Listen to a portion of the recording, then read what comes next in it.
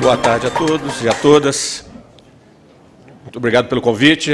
A direção da CSB não conhecia a central sindical. É uma surpresa, uma agradável surpresa saber da existência dela, né? Apesar de já existir há mais de 2 anos. E fico mais feliz ainda em saber, e o Flávio acabou de me confessar ali, de que a CSB tem abrigado uma boa parte dos sindicatos dos profissionais da segurança pública do Brasil. Uma grande e interessante notícia, porque abre-se um espaço, né, na esfera sindical, Flávio, de uma discussão mais abrangente e estratégica da segurança pública.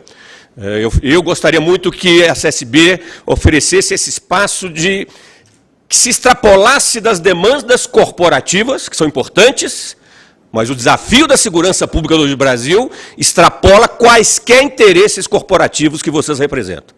Você sabe muito bem disso. Então, eu venho participar desse evento e muito esperançoso de que daqui possa sair uma discussão mais madura, né, de uma mudança, de uma proposta mais concreta de mudança na segurança pública do Brasil. Por isso mesmo que eu aceitei o desafio de falar do que fazer. A proposta que me deram, gente, foi muito simples. O que fazer para resolver o problema da segurança pública do Brasil? Somente isso, Jason. Muito simples. Mas eu acho um ótimo desafio. E por isso que eu vou fazer uma exposição muito prática, muito objetiva e provocativa. E falo muito da minha experiência como pesquisador, sociólogo, estudioso, mas também, sabem muitos me conhecem, fui gestor de segurança pública. Fui secretário de segurança pública em Minas Gerais, no primeiro governo Aécio. Acabei de terminar uma gestão no município de Betim, Minas Gerais, como secretário municipal. Então, tenho um apreço especial também pela gestão da segurança pública, né? Vamos lá, concretamente. Falar em soluções significa ter clareza de um diagnóstico mínimo do que está acontecendo no país. A crise que nós vivemos na segurança pública não é conjuntural, não é passageira. É uma crise estrutural, endêmica. É um fenômeno que está se acentuando nos últimos 30 anos. Há um processo, então, histórico, gradativo, de degradação da segurança, da violência, dos crimes violentos nas nossas cidades. Todos os dados disponíveis mostram como é um fenômeno que começou na década de 1980 e continua, de alguma maneira, permeando o país como um todo, de norte a sul. Não há, Jason, nenhum estado brasileiro hoje, nenhuma cidade brasileira, grande cidade, que possa se considerar tranquila, segura. E isso é medido principalmente por 2 crimes que eu considero os mais graves hoje do cotidiano brasileiro. Os homicídios, que são mais de 60 mil ao ano, e os assaltos, os roubos à mão armada, que no Brasil constituem um problema muito grave. É o crime que mais provoca sentimento de insegurança na população. Oficialmente, são mais de 1.500.000 assaltos registrados ao ano. Oficialmente. A minha estimativa, pela taxa de subregistro, que o Brasil deve ter anualmente em torno de 2,5 milhões de assaltos à mão armada todos os anos. Sem considerar os estupros, nós estamos num patamar de 40 mil estupros ao ano. E aí podemos ter uma noção do tamanho, da magnitude da violência que conforma o fenômeno brasileiro. Então, é estrutural, constante. Entendo que 2 são os fatores sociais principais, não os únicos, mas principais que explicam por que a violência é tão grave no Brasil, por que a segurança pública enfrenta uma situação tão degradada. 2 fatores que eu desenvolvi num livro recente, se me permite a propaganda. O livro chama-se Por que Cresce a Violência no Brasil, de 2014, de minha autoria, do professor Glaucio Soares. Foi publicado pela editora Autêntica, pela editora PUC Minas. Nesse livro eu desenvolvo o argumento que eu vou aqui apresentar. 2 dos fatores. O primeiro deles, do meu ponto de vista, a consolidação do tráfico de drogas nas nossas cidades. Seja, principalmente da cocaína, do crack e, mais recentemente, das drogas sintéticas. Mas nós estamos falando principalmente da cocaína e do crack como as drogas que têm impactado mais diretamente a violência urbana. Eu diria até mais do que a maconha, que pode merecer uma reflexão especial. Mas a consolidação do tráfico tem arregimentado jovens das periferias, formado gangues juvenis, arma de fogo, homicídios, e o tráfico de drogas também traz muito no dia a dia roubos, assaltos. Vocês que são policiais sabem muito bem disso. O tráfico de drogas não é necessariamente um crime que induz ao assalto, mas, dependendo da dinâmica, tanto o traficante como o usuário pode recorrer ao roubo, à mão armada, para resolver algum problema, pagar alguma dívida, etc. Esse fator tem sido decisivo. E o tráfico cresce no Brasil porque o Brasil cresceu economicamente e distribuiu renda.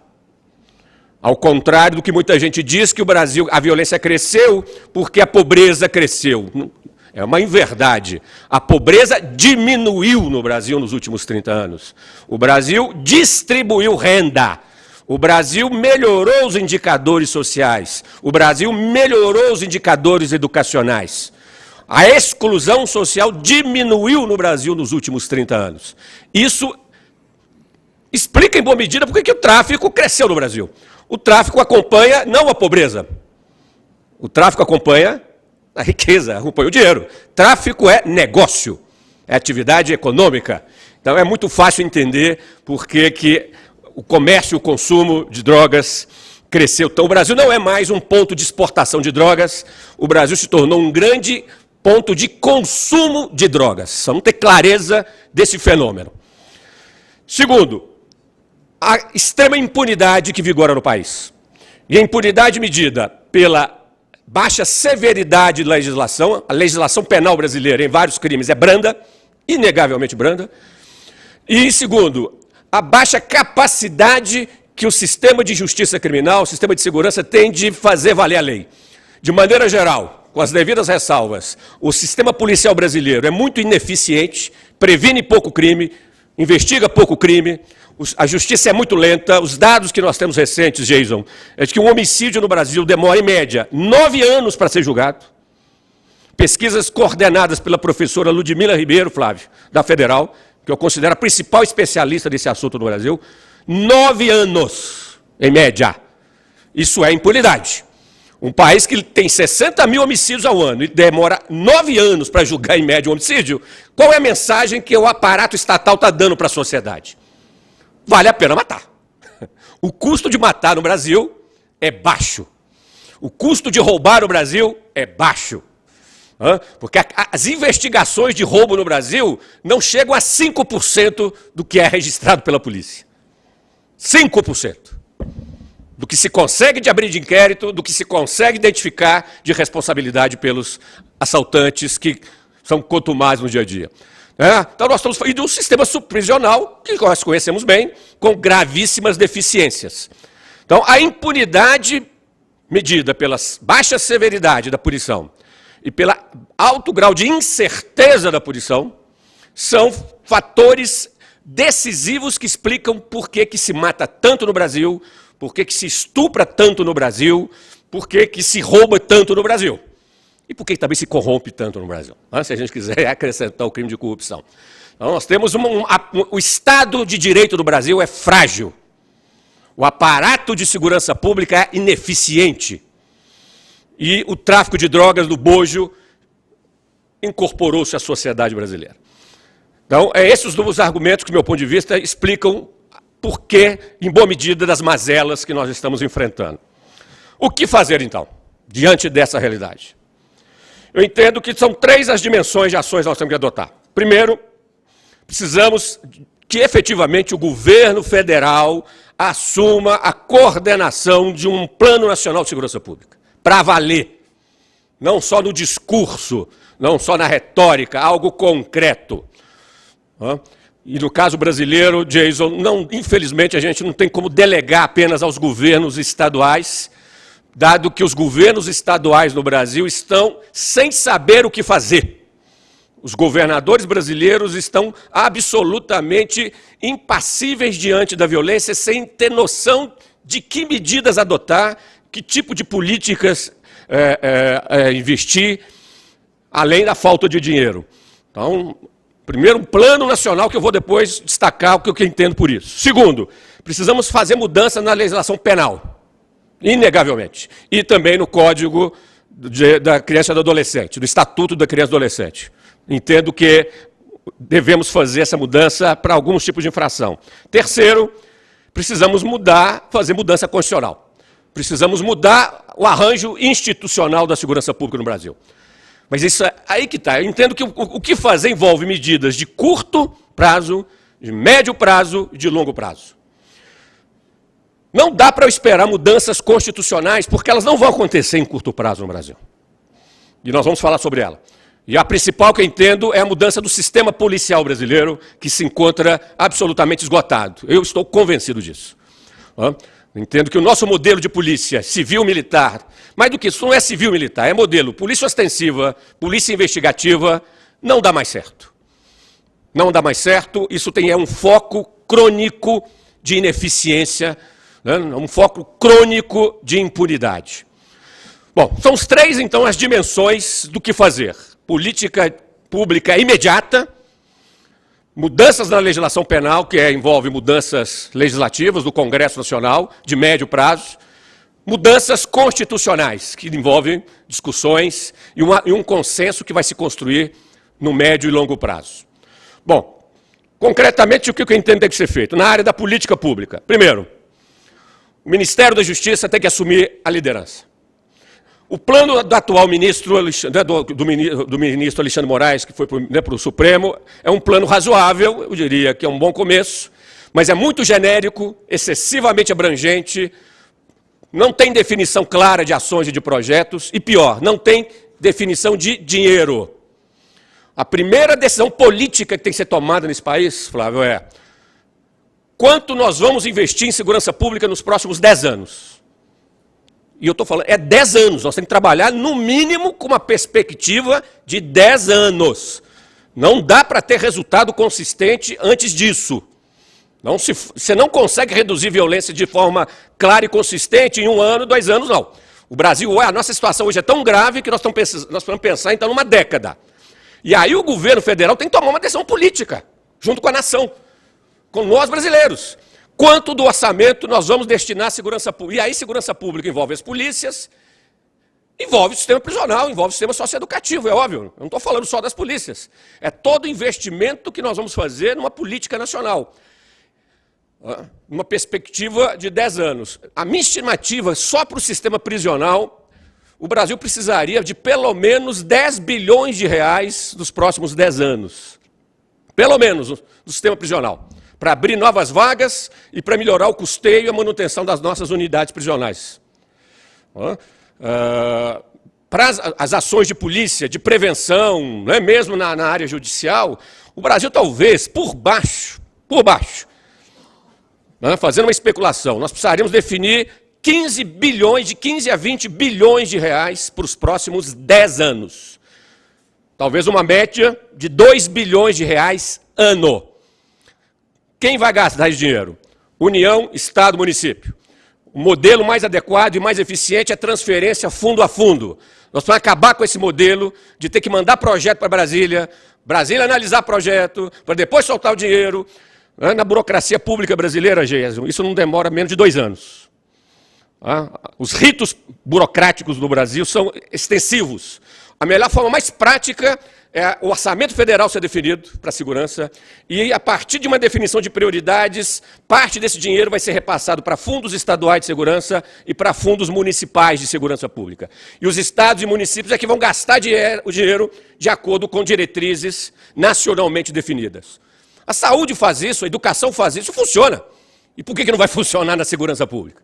Está na hora da gente tomar essa decisão. O governo federal tem que tomar essa decisão. Terceiro, quais seriam os eixos desse plano nacional, do meu ponto de vista? O que a gente tem que fazer concretamente hoje para reduzir a impunidade e para lidar com o tráfico de drogas? Precisamos, primeiro, melhorar a capacidade preventiva e repressiva das polícias. Para mim isso é básico. Enquanto a gente não muda a Constituição, que depois eu vou argumentar, enquanto a gente não implanta a polícia de ciclo completo, nós temos que trabalhar com o que tem aí.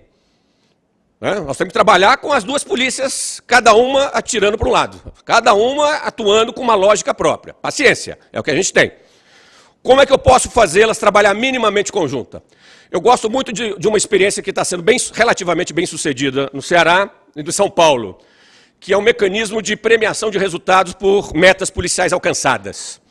Os governos estaduais criam mecanismos de indicadores, de metas de redução da violência, definem áreas de atuação do delegado e do oficial da PM, pode ser áreas geográficas bem delimitadas, geralmente por cidades.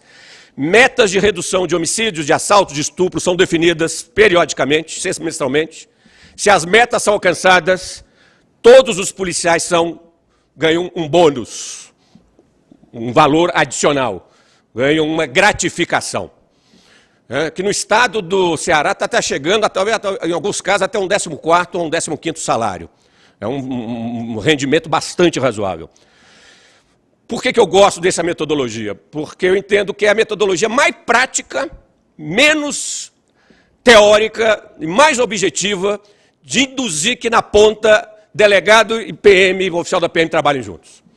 É o estímulo econômico.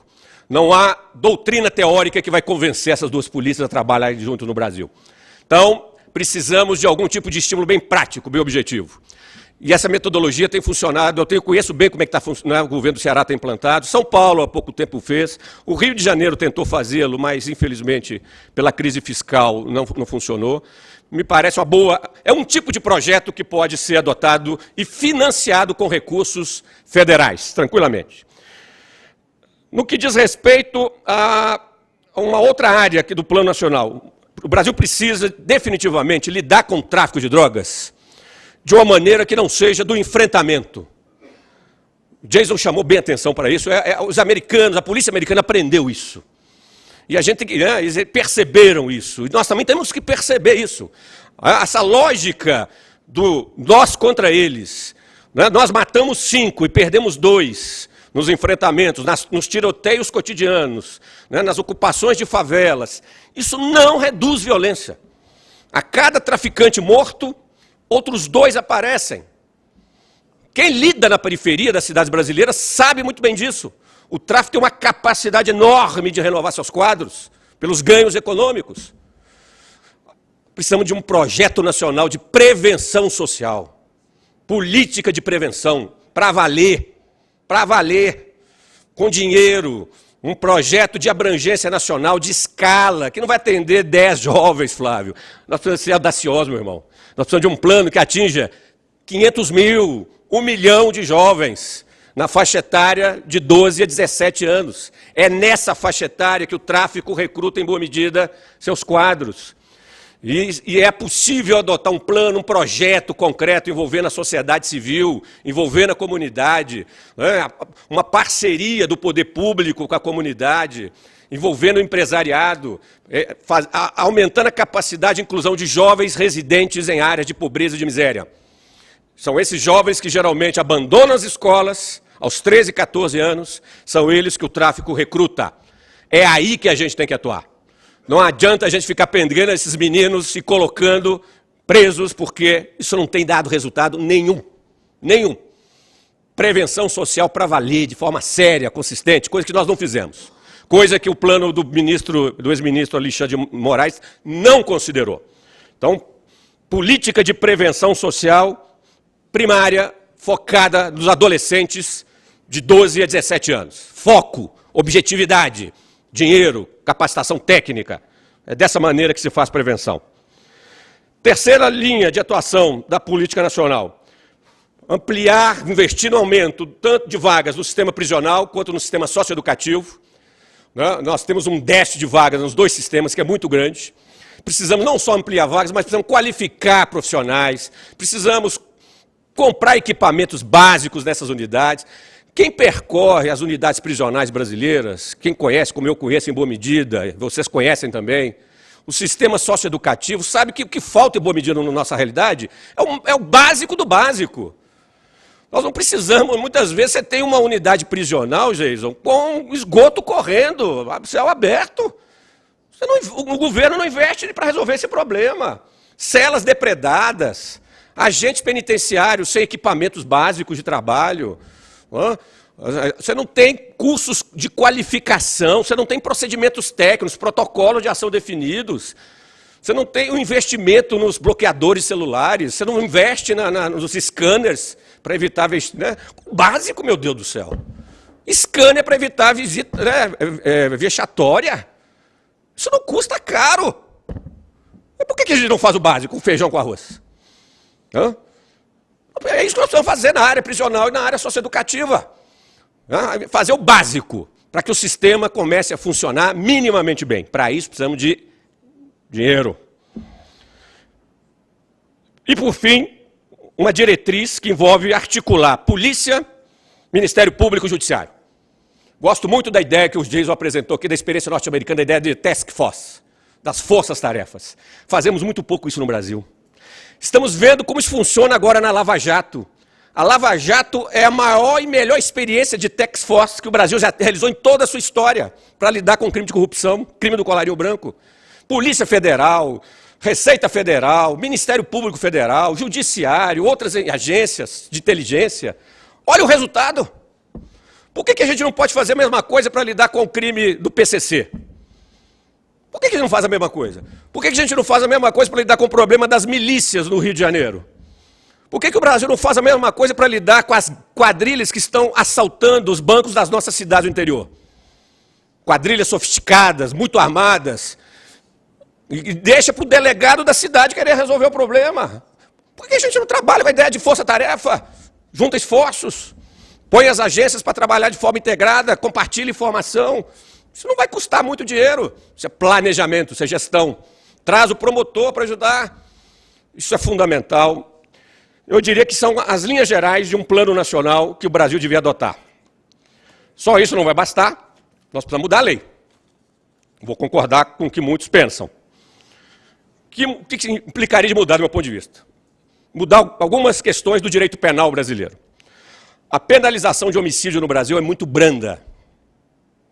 O indivíduo que mata nesse país, principalmente se for primário, em 5, 6 anos de cumprimento de pena, ele já tem capacidade de voltar ao convívio social. A mensagem que a sociedade, que o sistema de segurança dá para todo mundo é: tira a vida de alguém que em 5 anos você reconstitui sua vida. Meu Deus do céu. Não dá, não pode. Afinal de contas, qual é o valor da vida humana nesse país? Essa é a pergunta que a gente tem que fazer. Quanto vale tirar a vida de alguém? Qual é efetivamente o preço que alguém tem que pagar por matar alguém? Eu tenho clareza que não é com 5 anos de encarceramento apenas. Nós precisamos, no mínimo, dobrar isso. No mínimo. Precisamos dar uma mensagem clara para a sociedade brasileira que matar é o mais grave de todos os crimes. A vida humana é o maior valor que nós temos. E ninguém pode achar que pode tirar a vida de alguém por motivo qualquer. Que o seja por um momento de raiva, de agressividade. Que as pessoas aprendam a controlar a sua agressividade. No trânsito, no bar, onde quer que sejam. Não pode ter atenuantes para esse tipo de fenômeno. Então, o direito penal precisa mudar no artigo referente ao homicídio, na penalização, fazendo com que os benefícios de progressão do regime sejam postergados um pouco. A ideia de progressão de regime me parece fundamental, a gente não tem que abrir mão disso. Fechado, semiaberto, aberto, todos os países do mundo fazem isso, não tem problema nenhum. O problema é quando você vai começar a fazer progressão de regime.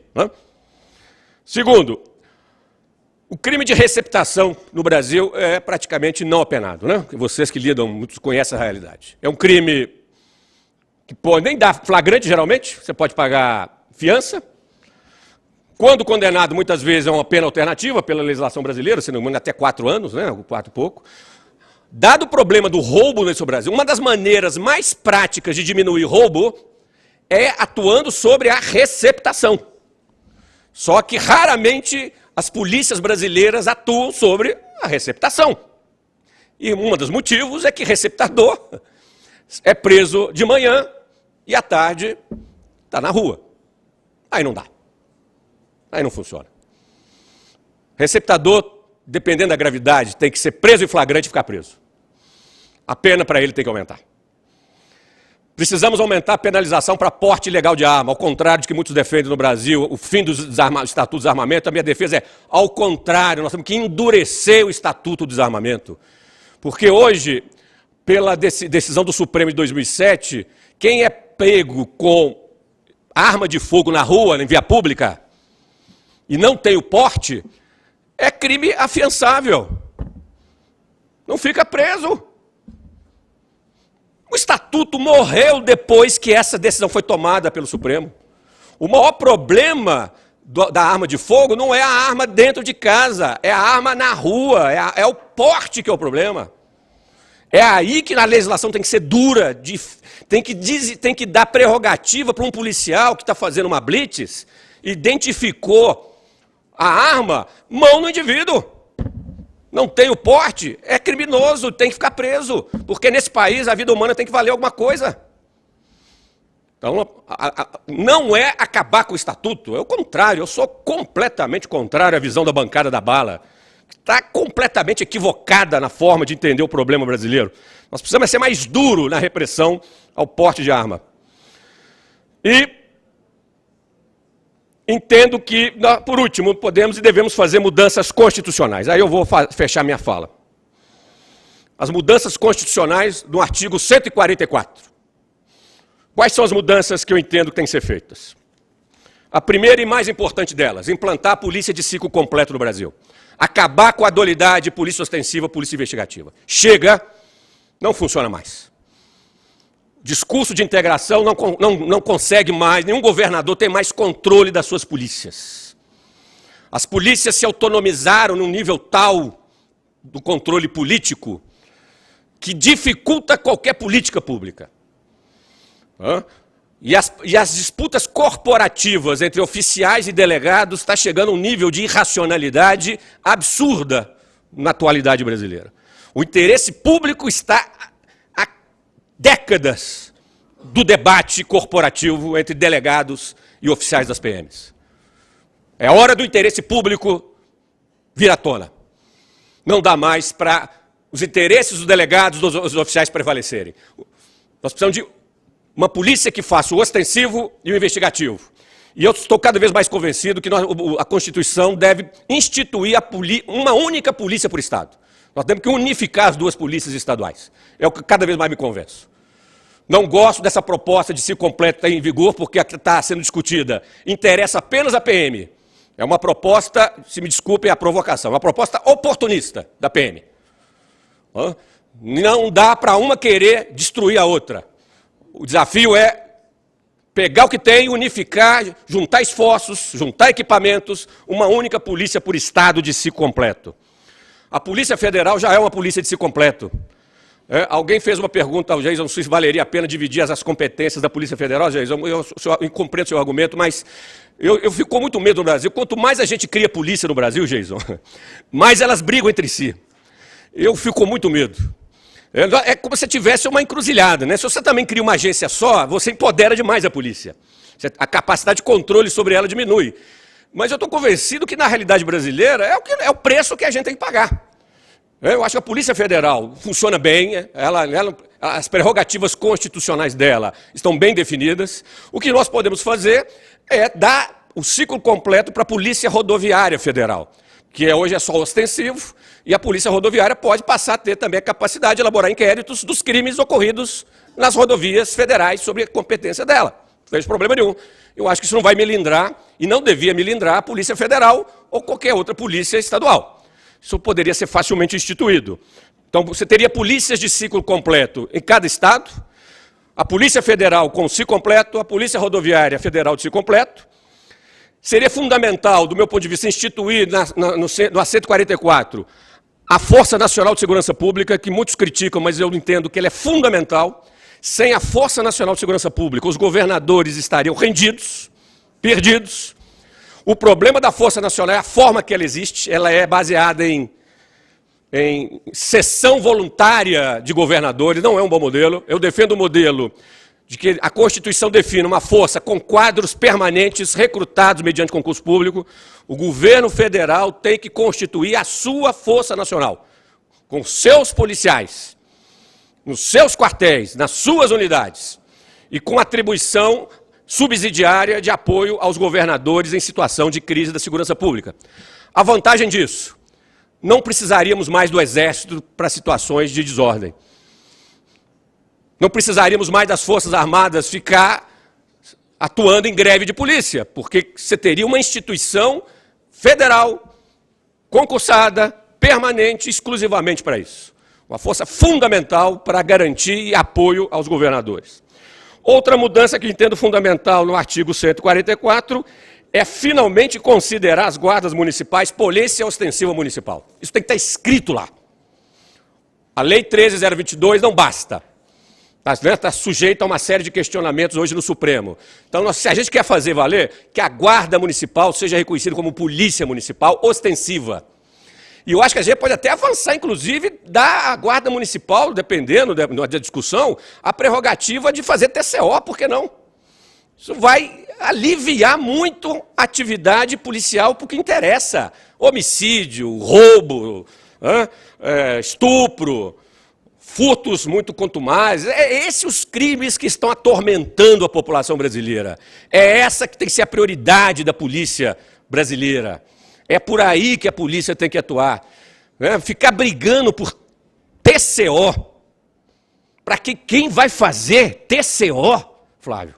Mas pelo amor de Deus, Flávio. Nós estamos perdendo energia política, financeira, para delegado e oficial discutindo quem vai ter a prerrogativa de fazer o termo circunstancial de ocorrência. Pelo amor de Deus, gente. A que ponto nós chegamos? De nonsense? A que ponto de corporativismo nós chegamos? Pois bem, meus amigos, desculpem a ênfase, mas a minha indignação é a indignação do cidadão brasileiro. É a indignação de vocês. É a indignação de que está vendo as coisas se perderem, se degradarem, né? As coisas se deteriorarem. Mas eu estou convencido que tem jeito. É possível. É possível reverter essa situação. Por isso que eu estou aqui propondo essas 3 grandes linhas. Uma política nacional, com muito dinheiro, reforma no Código Penal, mudanças constitucionais. E nós temos que pensar em médio e longo prazo. Nós estamos pensando no mínimo em 10 anos. No mínimo em 10 anos. Não dá mais para a gente conseguir resultado a curto prazo, infelizmente, dada a gravidade da nossa situação. Mas tem que começar uma hora. E o que eu espero é que vocês, representando as entidades sindicais, que a CSB assuma essa bandeira pública. O que eu espero de vocês nesses encontros, nessa interlocução que vocês têm, que sejam capazes de propor ao Congresso Nacional, à sociedade brasileira, medidas que atendam os interesses da coletividade e não interesse de A ou B. Ou não interesse da corporação A ou da corporação B, que quer ter a diaba de uma carteirinha para ser polícia. Todo mundo quer ser polícia hoje no Brasil. Para quê? Para quê? É isso que vai interessar a sociedade brasileira? É isso que vai melhorar a segurança pública do país? Meu Deus, meu Deus. Um pouco de bom senso, um pouco de sobriedade e o que vocês estão fazendo aqui, que eu acho, é isso que me agrada. Essa disposição de colaborar, de encontrar convergências. Muito obrigado, olha, parabéns a vocês, eu fiquei muito honrado em participar aqui, tá? Muito obrigado.